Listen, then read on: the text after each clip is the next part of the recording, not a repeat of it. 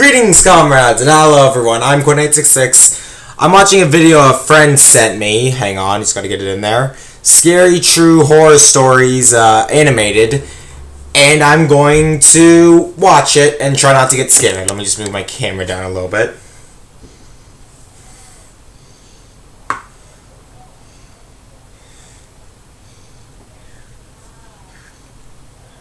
Sorry, text, okay. Oh, that's really scary. True horror stories, okay. I'm 27 years old. I live alone in a rural town in Virginia, about 2 blocks away from my parents. My parents are both in their 60s, and my mom has become a very worrisome woman in her old age. Sometimes she walks over uninvited and lets herself in, since I had regrettably given her a key, which can get a bit annoying. Like if I would be out really late on weekends at a bar or with women, I would sometimes come home to my mom sitting in the living room waiting, worried sick. I know you may just think, oh my god, that's crazy, why not just put your foot down and tell her to stop? Well, because you don't know my mom. It's very hard to describe her, but she's the kind of worrisome, innocent little lady that you just can't bring yourself to go against. And I hate to mention, she also has mild dementia. Anyway, this was Saturday night. I think it was around 2 in the morning. I was at a nearby club with a group of college friends, really the only place to hang out in this boring town, and I was getting ready to head home. I said goodbye to all my friends and walked the 3 blocks it took to get back to my house. I walked out my front stoop in my drunken haze and dug my hands in my pocket for my keys.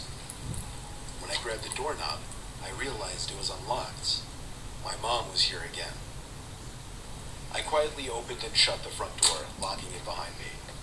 I put my keys on the kitchen counter and found a note written in my mom's handwriting saying, "You forgot this at our house, next to the box of half-eaten cake my parents didn't want." I didn't see my mom anywhere, so I assumed she must have gone upstairs to sleep in the guest bed until I got back, which is something she would commonly do as well. Then I heard footsteps upstairs, confirming it, and that's when I sighed once again. 27 years old, almost 3 in the morning, and she still has to wait up and treat me like a child. I ran upstairs to check the guest bed, empty, along with all the bathrooms. I was afraid Mom was having one of her episodes due to her condition, so I ran to the phone to call my dad. After 4 rings, my dad picked up in a groggy voice, asking what the hell is the matter. After I told him that I heard Mom wandering around upstairs in my house, there was a short pause, and then he said, "That's not possible, she's sleeping right next to me."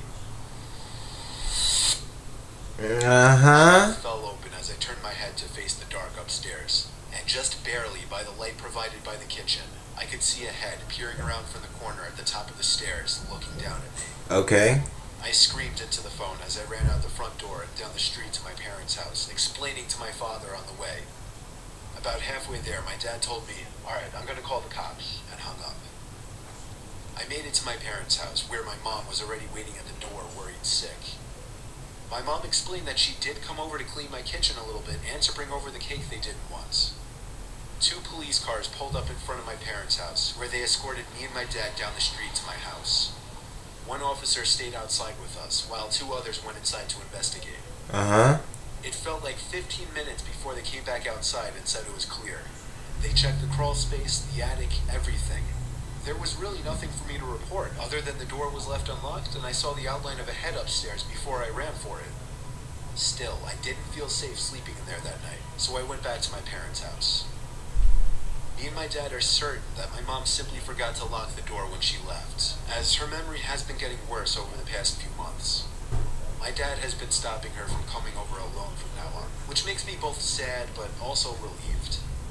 Some nights I still get paranoid that whoever was in my house that night never left, and is still hiding in here somewhere.